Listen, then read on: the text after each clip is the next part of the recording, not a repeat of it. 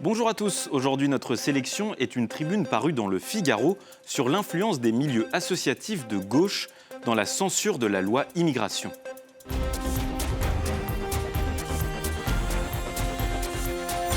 Le 25 janvier 2024, le Conseil constitutionnel a censuré une grande partie de la loi sur l'immigration.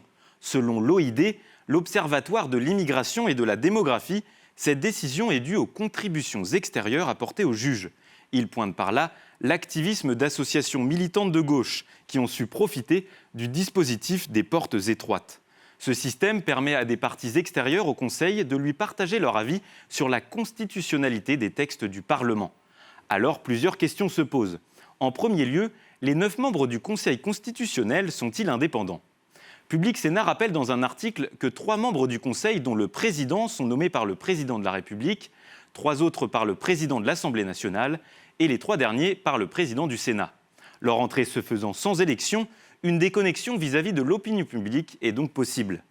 Autre question, leurs décisions sont-elles prises librement ?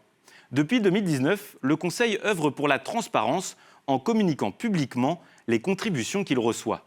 Dans le cas de la loi immigration, l'OID parle d'un arsenal associatif et universitaire déployé pour vider le texte de toute substance.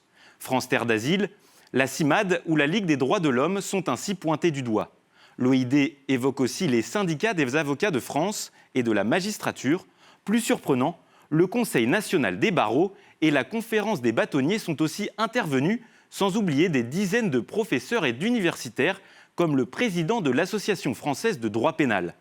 Le règne du droit impose aujourd'hui sa loi, comme le souligne le site Actu Juridique, quitte à écraser la volonté du peuple. Les associations de gauche l'ont bien compris et actionnent les institutions dans leur sens. Malgré la réticence grandissante des Français au sujet de l'immigration, on peut s'interroger sur la faible mobilisation des mouvements contraires à droite. Pour en savoir plus et échanger sur ce thème, retrouvez-nous sur Internet et les réseaux sociaux.